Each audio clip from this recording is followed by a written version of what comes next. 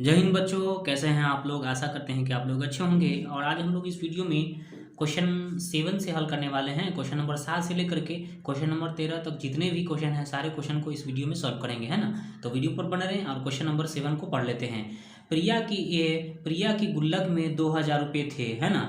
उसने 3250 रुपये की साइकिल पसंद की। साइकिल खरीदने के लिए उसे और कितना रुपया चाहिए, है ना। यानी कि आप ऐसा भी करते होंगे, है ना। आप भी ऐसा करते होंगे कि आप गुल्लक में पैसा, चुकिया में जिसे कहा जाता है ना, आप पैसा जमा करते हैं किसी भी चीज़ के लिए, है ना। तो यहाँ पर है प्रिया गुल्लक में 2000 रुपये जमा, है ना, उनके पास रहता है ना, 2000 रुपये थे, है ना, 2000 रुपया। और उसने क्या किया है कि 3250 रुपया का एक साइकिल पसंद किया है, ठीक है ना। तो इसको कितना रुपया मिलाएगा, है ना, तो वो साइकिल खरीद पाएगी, है ना, इसमें, है ना। इसके पास 2000 है और साइकिल पसंद किया कितना, 3250 रुपया का। तो इसको कितना मिलाना पड़ेगा इसमें, तो वो जाकर के साइकिल खरीद पाएगी, है ना। तो देखिए, हम इसमें से हम घटा देंगे 3250 में से हम 2000 घटा देंगे, है ना। तो हमें मालूम चल जाएगा कि इसे कितना रुपया चाहिए, है ना। तो चलते अब हम इसको कॉपी पर बना लेते हैं, बुक को रखते हैं साइड में। तो यहाँ पर मैंने क्वेश्चन को, है ना, इस तरीके से लिख लिया है ना, ताकि वीडियो लंबा ना हो, है ना। यहाँ पर मैंने लिखा है प्रिया के गुल्लक में, है ना, कुल रुपया जो है वो 2000 है, ठीक है, जैसा कि वहाँ पर बुक में है ये दिया हुआ, ठीक है ना। अब प्रिया ने साइकिल पसंद किया कितना, 3250 रुपया का, ठीक है।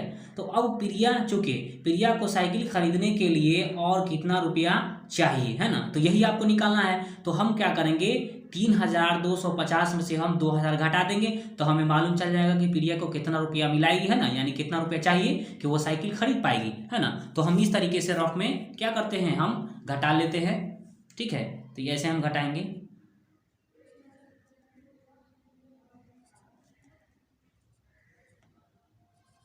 घटाना है 2000, है ना, इस तरीके से।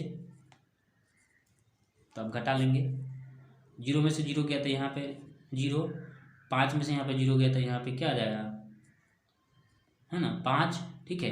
हाँ, यहाँ पे 2 में से यहाँ पे 0 गया था, यहाँ पे 2, ठीक है।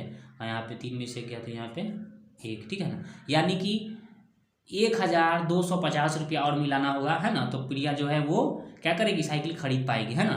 तो चलते हैं, इसको लिख लेते हैं, यही आपका आंसर हो जाएगा, है ना। तो यहाँ पर लिखेंगे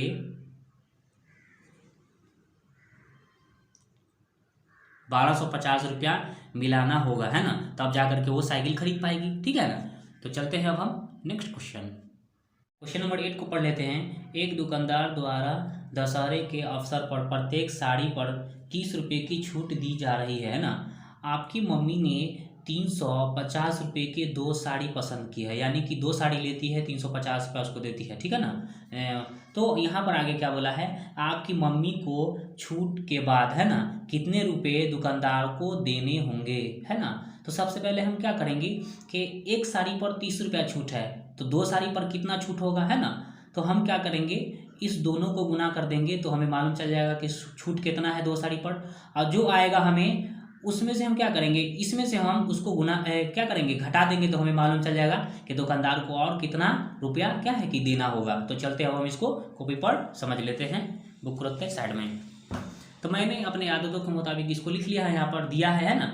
2 साड़ी का मूल्य कितना है, 350 रुपया है, ठीक है, 2 साड़ी का मूल्य है। अब एक साड़ी पर छूट जो है वो 30 रुपया है ना। तो 2 साड़ी पर छूट कितना होगा, तो हम इसको इससे गुना कर देंगे, है ना। यानी कि 30 को अगर 2 से गुना करेंगे तो 30 दूना क्या होता है, 30 दूना 60 होता है, ठीक है ना। 30 दूना 60 होगा। तो यानी कि 60 रुपया क्या है कि छूट मिल रहा है, 60 रुपया, ठीक है। अब, है ना, छूट के बाद साड़ी का मूल्य कितना है वो आपको निकालना है ना।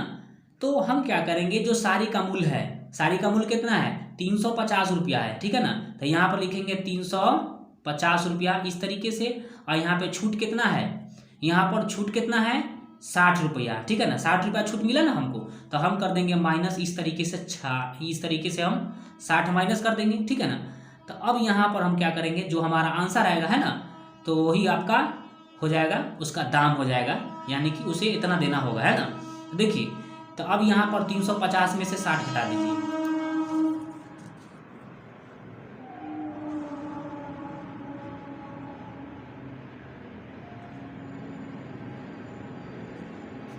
ठीक है। यहाँ पर 350 में से 60 घटा रहे हैं, ठीक है ना। तो 0 में से 0 गया था, यहाँ पे 0 आ जाएगा, है ना। अब 5 में से 6 नहीं जाएगा है ना, तो हम हासिल लेंगे। तब 15 में से 6 गया तो क्या बचेगा, 9 बचेगा। और यहाँ पर क्या है, ये 2, इसको अब एक ही बचा, यानी कि 290 रुपया है ना, दुकानदार को क्या करना, देना पड़ेगा। ठीक है ना, तो यहाँ पर इस तरीके से लिख देंगे कि 290 रुपया। ठीक है, 290 रुपया दुकानदार को देना होगा है ना।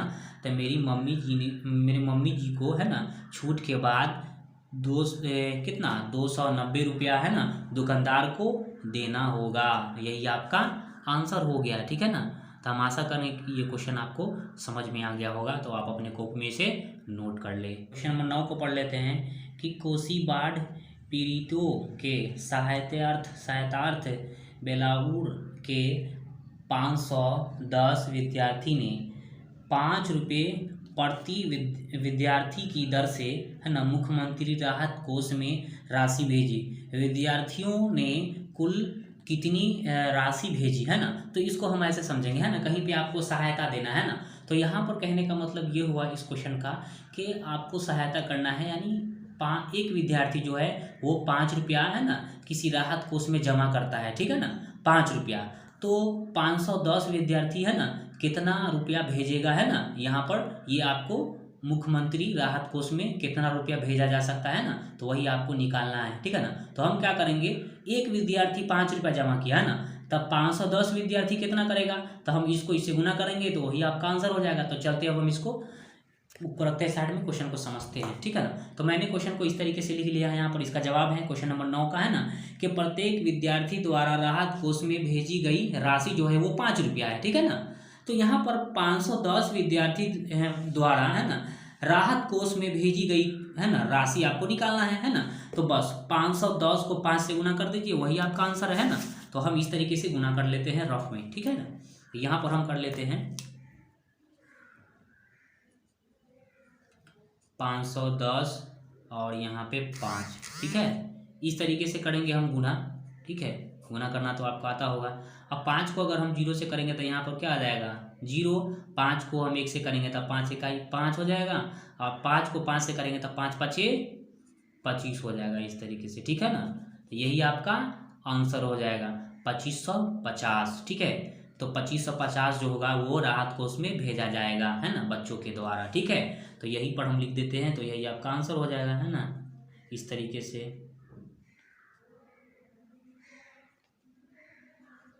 तो यही आपका आंसर है। ठीक है, तो चलते हैं अब हम नेक्स्ट क्वेश्चन नंबर 10 को पढ़ लेते हैं। बहुत ही आसान से क्वेश्चन है कि एक मजदूर की मजदूरी जो है 170 रुपये प्रतिदिन है, 15 मजदूर की 20 दिनों की मजदूरी कितने रुपए होगी। ये तो बहुत ही आसान सा क्वेश्चन है। देखें यहाँ पर एक मजदूर की जो मजदूरी है वो 170 रुपया है। ठीक है ना, तो आप 20 दिन अगर काम करते हैं तो कितना रुपया होगा। ठीक है ना, एक मजदूर, तो हम क्या करेंगे 170 को हम पहले 20 से गुना करेंगे तो हमें मालूम चल जाएगा कि 20 दिन काम करेगा एक मजदूर तो उसका कितना होगा। ठीक है ना, उसके बाद हम क्या करेंगे, हम जो वो आएगा मान है ना, जो आंसर आएगा उसमें हम क्या करेंगे, हम 15 से गुना करेंगे, क्योंकि 15 मजदूर बोला है यहाँ पर। तो चलते हैं अब हम इसको कॉपी पर बना लेते हैं बहुत ही डिटेल में, बुक को रखते हैं साइड में। तो मैंने अपने आदतों के मुताबिक क्वेश्चन को इस तरीके से लिख लिया है यहाँ पर। अब देखिए दिया है एक मजदूर की मजदूरी जो है वो 170 रुपया है, ये तो स्पष्ट रूप में वहाँ पे दिया हुआ है। ठीक है ना, एक मजदूर की 20 दिनों की मजदूरी जो है वो आपको निकालना है। ठीक है ना, तो हम कैसे निकालेंगे, तो देखिए एक मजदूर की जो मजदूरी है वो 170 रुपया है, तो एक मजदूर की 20 दिन जो काम करेगा उसका कितना होगा, तो हम डायरेक्ट 20 से गुना करेंगे। ठीक है ना, तो 20 से गुना करेंगे तो हमें मालूम चल जाएगा कि एक मजदूर की 20 दिन की मजदूरी। ठीक है ना, और आपको 15 मजदूर की मजदूरी निकालना है, तो सबसे पहले हम क्या करेंगे, पहले इन दोनों को गुना कर लेते हैं इस तरीके से यहाँ पर। ठीक है ना, तो 170 गुने हम क्या कर लेते हैं यहाँ पर 170 गुने 20, इस तरीके से हम कर लेंगे 170 और यहाँ पे है ना 20 है, तो ऐसे हम गुना करेंगे। ठीक है, जीरो को किसी भी संख्या से गुना करते हैं तो ये भी जीरो, ये भी जीरो, ये भी जीरो हो जाएगा। ठीक है ना, इस तरीके से। अब 2 को हम अगर 0 से गुना करेंगे तो ये भी जीरो। ठीक है ना, अब अगर 2 को अगर 7 से गुना करेंगे तो 7 दूना 14, तो 14 के 4 हाथ में बचा 1, और यहाँ पर 2 को 1 से गुना करेंगे तो यहाँ पर 2 और 2 और 1 3। ठीक है, इस तरीके से हो जाएगा। ठीक है, अब सबको जोड़ लीजिए, तो यहाँ पर क्या करेंगे, यहाँ पर 0, ठीक है, और 0 0 जोड़ेंगे तो यहाँ पर भी 0, ठीक है। और यहाँ पर 0 में 4 जोड़ेंगे तो यहाँ पर 4 हो जाएगा, और यहाँ पे 3 है तो यहाँ पे इस तरीके से 3, यानी कि 3400 रुपया हो जाएगा एक मजदूर की 20 दिन की मजदूरी, ठीक है। तो 3400 हम लिख देते हैं यहाँ पर, ठीक है, इस तरीके से। अब ये क्या हो रहा है यहाँ पर, एक मजदूर की जो 20 दिन की मजदूरी है वो कितना है, 3400 रुपया है। तो 15 मजदूर की 20 दिन की मजदूरी आपको निकालना है, तो हम क्या करेंगे, 3400 में 15 से क्या करेंगे, गुना करेंगे, ठीक है ना। तो हम वो भी कर लेते हैं रॉक में इस तरीके से, ठीक है ना।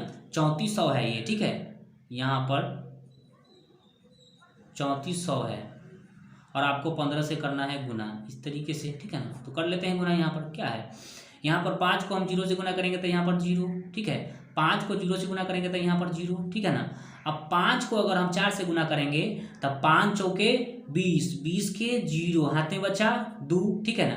अब 5 को 3 से करेंगे तब 5 3 15, 15 2 17, ठीक है। तो इस तरीके से लिखेंगे लास्ट में 17 का 17। और फिर इस तरीके से करेंगे, 1 को 0 से करेंगे तो यहाँ पर 0, 1 को 0 से करेंगे तो यहाँ पर 0, है ना। और 4 को 1 से करेंगे तो यहाँ पर 4, और 1 को अगर 3 से करेंगे तो यहाँ पर 3, ठीक है। इस तरीके से अब सबको जोड़ लेते हैं तो यहाँ पर 0, ये भी 0 उतरेगा, ये भी 0 हो जाएगा, 0 0 जोड़ेंगे तो 0, है ना। और 7 और यहाँ पे 4, 7 4 11, 11 के 1 हाथ में बचा 1, ठीक है। और यहाँ पर 3 1 4 1 5, तो इस तरीके से लिखेंगे हम 51, ठीक है।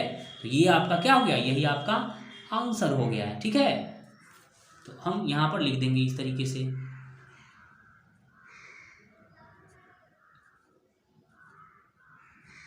यही आपका आंसर हो गया, ठीक है ना। तो हम आशा करेंगे कि ये क्वेश्चन भी आपको समझ में आ गया होगा, बहुत ही डिटेल में मैंने बनाया है इस क्वेश्चन को, ठीक है ना। तो चलते हैं अब हम नेक्स्ट क्वेश्चन नंबर 11 को पढ़ लेते हैं कि एक पुस्तक का मूल्य जो है वो 45 रुपया है, ठीक है ना। एक पुस्तक विक्रेता 2000 रुपये में ऐसी कुल कितनी पुस्तक खरीद सकता है, क्या पुस्तक खरीदने के बाद पैसे बचेंगे, है ना। यदि बचेंगे तो कितने रुपए बचेंगे, ठीक है ना। तो ये आपको निकालना है। तो देखिए हम क्या कर सकते हैं, या तो हम 2000 में, है ना, हम भाग लगा के देखेंगे, है ना, कटने के बाद हमें कितना आता है, ठीक है ना। या आप गुना करके भी इस क्वेश्चन को आप समझ सकते हैं, ठीक है ना। तो चलते हैं अब हम इसको कैसे बनाएंगे, चलते हैं, बुक को रखते हैं साइड में यहाँ पर, है ना। इस तरीके से हम समझेंगे यहाँ पर कि देखिए एक पुस्तक का मूल्य जो है वो 45 रुपया है, ठीक है ना। और यहाँ पर पुस्तक विक्रेता के पास जो है यानी कि वो 2000 रुपया है, ठीक है ना। तो कितना पुस्तक खरीद सकता है वो, है ना। तो 44 पुस्तक खरीदेगा, है ना। आप बोलोगे सर कैसे, है ना, आपने डायरेक्ट आंसर लिख दिया है ना। तो मैंने क्या किया है ये आपको मैं बहुत ही डिटेल में बताने वाला हूँ इस वीडियो में, ठीक है ना। देखेंगे सबसे पहले हम क्या करेंगे कि यहाँ पर हम 44 को, है ना, यानी कि 45 में हम गुना करके देखेंगे, है ना। जैसे कि कोई भी चीज़ हम खरीदने जाते हैं, ठीक है ना, तो हम क्या करते हैं कि अगर यहाँ पे 5 गो चीज़ है, 5 गो पेन है, ठीक है ना, और यहाँ पे 5 रुपया दाम है इसको, तो हम गुना कर रहे हैं, 5 5 25 कर रहे हैं ना, इस तरीके से, ठीक है। तो हम वही चीज़ कर रहे हैं यहाँ पर, ठीक है ना। तो यहाँ पर देखिए एक पुस्तक का मूल्य जो है वो 45 रुपया है। अगर हम 44 पुस्तक खरीदते हैं तो क्या 2000 रुपया के अंदर में हो जाता है कि या इससे बढ़ जाता है, ये हम पहले हम देख लेते हैं, और फिर उसके बाद कितना रुपया बचेगा वो भी हमको निकालना है, ठीक है ना। तो चलिए हम इसको पहले हम गुना कर लेते हैं, ठीक है ना। इस तरीके से करेंगे गुना। तो अगर हम यहाँ पर 5 को अगर 4 से गुना करते हैं तब 5 चौके 20 होता है ना। तब 20 का लिखेंगे 0, हाथ में बचा 2, ठीक है ना। अब यहाँ पर 4 चौके 16, 16 और 2 यहाँ पर क्या हो जाएगा 18, ठीक है, इस तरीके से 18, ठीक है। अब यहाँ पर फिर से करिए आप, 5 चौके 20, 20 का 0, ठीक है ना, 4 चौके 16, 2 18, ठीक है ना। तो अब देखिए यहाँ पर क्या होगा, तो यहाँ पर क्या लिखेंगे हम 0, ठीक है। और यहाँ पे 8 में अगर 0 जोड़ेंगे तो यहाँ पर क्या हो जाएगा 8, इस तरीके से। और यहाँ पे 8 है 1 9, और यहाँ पे 1 उतर जाएगा, यानी कि 1980 रुपया पुर जा रहा है, ठीक है ना। अगर 44 पुस्तक लेते हैं तो 1980 रुपया हुआ, ठीक है ना। अगर 45 पुस्तक लेंगे तो बढ़ जाएगा ना, 40 रुपया बढ़ जाएगा। तो अगर 1980 में अगर 40 जोड़ेंगे तो वो तो 2020 पुर जाएगा, तो ज़्यादा हो जाएगा। तो हमको तो कम में लेना है क्योंकि 2000 रुपया ही है आपके पास, ठीक है ना। तो यहाँ पर क्या करेंगे हम कि हम 44 पुस्तक ही खरीदेंगे, और जब 44 पुस्तक जब हम खरीदेंगे तो यहाँ पर 1980 रुपया होगा, ठीक है ना। और 1980 रुपया में कितना बच गया अब, है ना, तो यहाँ पर 20 बच गया है आपके पास, ठीक है ना, 20 रुपया बच जाएगा, ठीक है ना। तो 44 पुस्तक खरीदेगा, ठीक है ना, और पुस्तक विक्रेता के पास जो है वो कितना 20 रुपया बचेगा। वो कैसे, तो देखिए हम यहाँ पर इस तरीके से समझेंगे। 1980 है ये, है ना, देखिए 1980 रुपया है, ठीक है। अब इसमें हमको 20 जोड़ना है, तो क्या ये 2000 पुरेगा, तो बिल्कुल पुर जाएगा। 0 0 जोड़ेंगे तो 0। और यहाँ पे क्या है 8 और 2 10, 10 के 0 हाथे बचा 1, और यहाँ पे 9 है तो 10, 10 के 0 हाथे बचा 1 और 1 2, है ना। तो 2000 रुपया टोटल खत्म हो गया, ठीक है। तो यही चीज़ मैंने लिखा है यहाँ पर। तो पुस्तक विक्रेता के पास जो है वो 20 रुपया बचेगा, है ना, और 44 पुस्तक खरीदेगा, ठीक है ना, 2000 रुपया में, ठीक है। तो यही आपका आंसर हो गया। तो आशा करेंगे कि हम ये भी क्वेश्चन आपको अच्छे से समझा पाएँ, ठीक है ना। तो चलते हैं अब हम नेक्स्ट क्वेश्चन नंबर 12 पढ़ लेते हैं। सुमन के पास 476 रुपये हैं, 36 रुपये प्रति पुस्तक की दर से 3 पुस्तक खरीदी है ना। खरीदने के बाद जो है शेष रुपये को प्रशांत और साधना के बीच बराबर बराबर बांटा, है ना। तो प्रशांत साधना को कितने कितने रुपए मिले, है ना। तो सबसे पहले उससे पहले हम क्या करते हैं, इनके पास कितना है, सुमन के पास 476 रुपया है, ठीक है ना। तो अगर 36 रुपये यानी एक पुस्तक का मूल्य अगर 36 रुपया है तो 3 पुस्तक खरीदी, 3 पुस्तक अगर खरीदती है तो उसे कितना लगा, है ना। उसके बाद जो बचेगा, है ना, तो वो बचे हुए पैसे को आपको इन दोनों के बीच क्या करना है, आपको बांट देना है इन दोनों के बीच, ठीक है। तो चलेंगे पहले हम देखते हैं कितना बचता है, ठीक है। तो हम बुक को रखते हैं साइड में, समझते हैं क्वेश्चन को इस तरीके से, ठीक है ना। देखिए मैंने क्वेश्चन को इस तरीके से लिख लिया है यहाँ पर, क्वेश्चन नंबर 12, ठीक है ना। सुमन के पास जो है वो 476 रुपया है, ठीक है ना। 36 रुपये की दर से 3 पुस्तक खरीदेगा, है ना, 3 पुस्तक खरीदेगा। तो यहाँ पर 36 गुने 3 कर लेते हैं, ठीक है ना। तो 36 गुने 3 हम कर लेंगे तो यहाँ पर देखिए एकदम आसान तरीके से हम गुना कर लेते हैं। 36 का 18, 18 के 8, है ना, 18 के 8 हाथ में बचा, ठीक है, हाथ में बचा 1, उसके बाद 3 तिया 9 और 9 1 10, ठीक है। यानी कि 108 रुपया इसको क्या होता है कि वो बुक खरीदते हैं यानी पुस्तक खरीदती है 108 रुपया का, और इसके पास है 476 रुपया। तो 476 में से पहले हम इसको घटा देते हैं तो हमें मालूम चलेगा कितना बचा, ठीक है ना। तो सुमन के पास बचा हुआ पैसा, ठीक है ना, तो 476 में से 108 घटा देंगे, ठीक है ना। तो 476 में से जब आप 108 घटाइएगा तो आपको यहाँ पर क्या मिलने वाला है, यहाँ पर 368 मिलेगा, ठीक है ना। इस तरीके से 368, ठीक है ना। आप हमको हम घटा के दिखा देते हैं यहाँ पर, ठीक है ना। यहाँ पर देखिए 400 कितना है 76 है ना ये, और यहाँ पे 108 घटाइए, देखिए 16 में से 8 नहीं जाएगा, ठीक है ना। तो हम हाँसी लेंगे तो ये हो जाएगा कितना 16।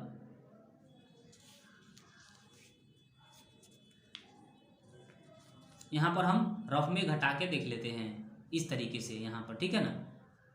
476 है और यहाँ पे 108 घटाना है आपको, ठीक है ना। तो यहाँ पर 6 में से तो 8 जाएगा नहीं, तो हाँसी लेंगे तो 16 में से 8 गया तो यहाँ पर क्या बचेगा 8 बचेगा, ठीक है। और यहाँ पर 6 है, 6 में से 0 गया तो यहाँ पे क्या बचेगा 6 बचेगा, और यहाँ पे 4 में से गया तो यहाँ पे 3 बचेगा, ठीक है ना। तो यहाँ पर 368 हो जाएगा, ठीक है ना। 368 रुपया बच गया, ठीक है ना। तो वही हमने लिखा है 368 रुपया बच गया है। अब ये 368 रुपया बचे हुए पैसे को क्या करना है, आपको 2 बराबर भागों में बांटना है, ठीक है ना। तो हम कैसे बांटेंगे, प्रशांत को देना है ना, और क्या है साधना को देना है, ठीक है। तो अब इसको 2 टुकड़ा में कैसे करेंगे हम, ठीक है ना। तो देखिए हम इसको ऐसे करेंगे, बराबर बराबर भागों में बांटना है। तो हम देखिए हम भाग कर लेंगे, ठीक है ना। यहाँ पर देखिए 300, ठीक है, यहाँ पे 68 है ना, तो आप 2 से भाग लगा दीजिए, जो आएगा वो दोनों भागों में हम बांट देंगे तो वही आपका आंसर हो जाएगा, ठीक है ना।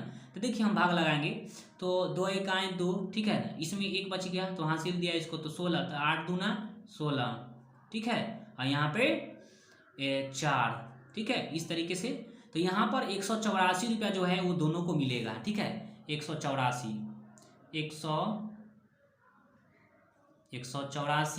और 100 है ना 84 रुपया, ठीक है, दोनों को आपस में बांट देंगे, है ना, बचे हुए पैसे को। अब जब इन दोनों को जोड़िएगा तो इतना पुर जाएगा, कैसे पुरिएगा सोच देख लीजिए। यहाँ पर 4 4 8, 8 के यहाँ पे 8 लिखेंगे, ठीक है ना। 8 दूना 16, 16 के 6 है ना, हो जाएगा, है ना। हाथ में बचा 1 और 2 1 1 यहाँ पे 2 और 2 हासिल 1 3, इतना पूरा जाएगा ना। तो यही बचा हुआ इसमें का 2 भाग हो गया, जो हमने क्या प्रशांत को मिला 184 रुपया, साधना को मिला 184 रुपया। ठीक है, तो यही आपका आंसर हो गया। चलते हैं अब नेक्स्ट क्वेश्चन। ठीक है, और ये क्वेश्चन नंबर 13 है, आज का आखिरी क्वेश्चन होगा ये, है ना, प्रश्नावली का, है ना। तो तुम्हारे पिताजी, है ना, तुम्हारे पिताजी को मासिक आय जो है वो 12,350 रुपये है। ठीक है ना। यदि वे अपनी आय का 10वां हिस्सा जो है बच्चों की शिक्षा पर खर्च करते हैं, तो वे शिक्षा पर कुल कितना रुपया खर्च किया, है ना। यानी कि आपके पिताजी जो है वो 12,350 रुपया वो हर महीना हम मंथली कमाते हैं। ठीक है ना। उसका 10% जो है, 10 भाग का मतलब 10% जो है वो शिक्षा पर, यानी कि आपके पढ़ने लिखने के ऊपर खर्च करते हैं ना। तो बताइए कि आपके पिताजी ने वो कितना रुपया आपके शिक्षा पर खर्च किया है। ठीक है ना। तो एकदम लाजवाब तरीके से क्वेश्चन है ना, यहाँ पे है ना, बनाते हम इसको, बुक को रखते हैं साइड में। ठीक है, इस तरीके से हम बनाएंगे, है ना, जैसा कि यहाँ पर लिख लिया है मैंने पहले ही, है ना, ताकि वीडियो लंबा ना हो। ठीक है ना, है ना। यहाँ पर लिखा है मैंने, पिताजी को, है ना, मासिक आय जो है वो 12,350 रुपया है। ठीक है ना, वो कमाते हैं। ठीक है ना। अब पिताजी ने शिक्षा पर खर्च किया कितना, 10%, है ना। यानी कि इसका 12,350 का 10% जो है वो शिक्षा पर खर्च किया। यानी कि 12,350 का 10%, इसी का 10% है ना। तो अब हम इसको निकाल के बताते हैं आपको कैसे निकालेंगे। ठीक है ना। तो यहाँ पर इसको ऐसे समझिए, यहाँ पर, ठीक है ना, यहाँ पर जो है वो प्रतिशत निकालना आपको आना चाहिए। यहाँ पर जो लिखा हुआ है 12,000, यहाँ पर जो लिखा हुआ है ना 12,000 को हम लिखेंगे इस तरीके से, 12,300, है ना, 50। ठीक है, का मतलब होता है गुना। ठीक है, अब 10 को हम लिखेंगे यहाँ पर 10। ठीक है ना। अब परसेंटेज जो दिया हुआ है, परसेंटेज का मतलब क्या होता है, बटे 100। ठीक है ना। तो हम सबका कर देंगे बटे 100। ठीक है, इस तरीके से। अब इसको हल कर लीजिए, जो आएगा वही आपका आंसर हो जाएगा। ठीक है ना। तो देखिए हम हल करते हैं यहाँ पर। ठीक है ना। तो आपका आंसर क्या आएगा, सो ठीक है, 1 0 से हम 1 0 काटेंगे, इस 1 0 से 1 0 काटेंगे, तो बचा क्या, 1235 रुपया। ठीक है ना। तो ये आपका क्या हो गया, 1235 रुपया जो है वो आपके पिताजी जो है वो शिक्षा पर खर्च कर रहे हैं। तो मैंने वही लिखा है यहाँ पर। ठीक है, कि अतः पिताजी ने जो है शिक्षा पर 1235 रुपया खर्च किया हर महीना। ठीक है, तो हम आशा करेंगे कि आपको ये वीडियो पसंद आया होगा ना। अगर आप हमारे चैनल पर नए हैं तो हमारे चैनल को सब्सक्राइब कर ले और वीडियो को कर दे लाइक। तो फिर मिलते हैं अगले वीडियो में, तब तक के लिए जय हिंद।